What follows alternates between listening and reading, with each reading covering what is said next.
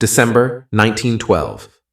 In a crowded room at the Geological Society of London, a quiet man named Arthur Smith Woodward steps forward with a wooden case in his hands. Inside it, he says, lies something that will rewrite human history. The skull of the earliest Englishman, half human, half ape, and more than 500,000 years old. The audience erupts. Newspapers explode with headlines, and for the next 40 years, the world believes a lie so perfect, so patriotic, so flattering, that nobody wants to question it.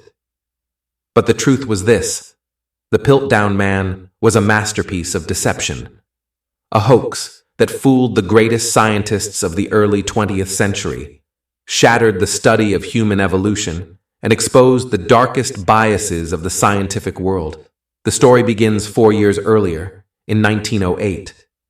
A workman digging at a gravel pit in Piltdown, Sussex, hands amateur archaeologist Charles Dawson a thick skull fragment. Dawson, solicitor by profession, antiquarian by obsession, instantly recognizes an opportunity. The fragment looks human, yet strangely thick. Over the next few years, Dawson finds more pieces: a jawbone, 2 molar teeth, a peculiar canine, even stone tools and ancient animal fossils that conveniently match the same age. Every discovery happens when Dawson is alone. No one else ever witnesses anything emerge from the earth. But Dawson now has a partner, Woodward, the respected geologist of the British Museum. And in 1912, together, they announce a new species, Eoanthropus dawsoni, Dawson's Dawn Man, the missing link, the English ancestor, the proof that Britain, not Germany or France, was the cradle of mankind. And Europe loves it, because Piltdown Man tells them exactly what they want to hear: that the first humans had large brains, that evolution favored Europe, that intelligence came first, and that human races evolved separately. It fits every bias of the age: nationalism, racism, eugenics. Even Henry Fairfield Osborn, the American paleontologist known for racist ideas, hails Piltdown as the most important fossil ever found. But not everyone is convinced. Almost immediately, anatomists notice something strange. The skull is clearly human, but the jaw? The jaw is pure ape. David Waterston warns that the pieces don't belong together. Garrett Smith Miller Jr. says the jaw is that of an orangutan, but their objections are dismissed because a British fossil can't be wrong, because a large-brained English ancestor is too good to question, because scientists, like everyone else, are vulnerable to what they want to believe. And so, for decades, real discoveries are ignored. In 1924, when Raymond Dart reveals the Taung Child in South Africa, a small-brained early hominin, leading scientists reject it. Because Piltdown said, humans evolved in Europe with big brains. The hoax doesn't just trick the world. It derails the science of human origins for generations. Then, in 1949, a quiet revolution begins. Geologist Kenneth Oakley applies a new chemical test to the Piltdown bones, the fluorine test.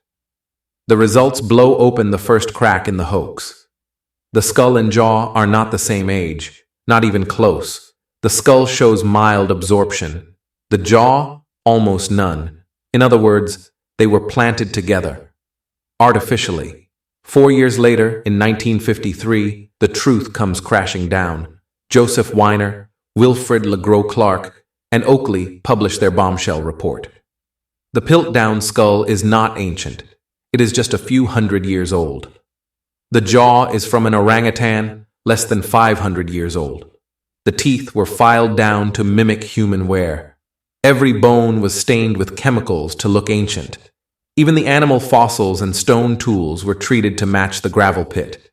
It was brilliant, meticulous, and completely fake. Soon investigators look at Charles Dawson's other discoveries. And the truth is unavoidable. He forged almost everything he ever found. At least 38 confirmed fakes. From Roman artifacts, to medieval relics, to bizarre missing link creatures crafted years before Piltdown. The pattern is clear. Same methods, same craftsmanship, same motive. Dawson wanted fame, recognition, prestige, and above all, he wanted membership in the Royal Society. He died in 1916, never exposed, still chasing the honor he would never receive. The Piltdown Man hoax became the greatest embarrassment in the history of archaeology. But paradoxically, it also became one of its greatest lessons. Because Piltdown was not just about one man's fraud. It was about an entire scientific community blinded by its own assumptions. About how nationalism, racism, and pride warped the interpretation of evidence. About how even the brightest minds can be fooled when the lie matches their worldview.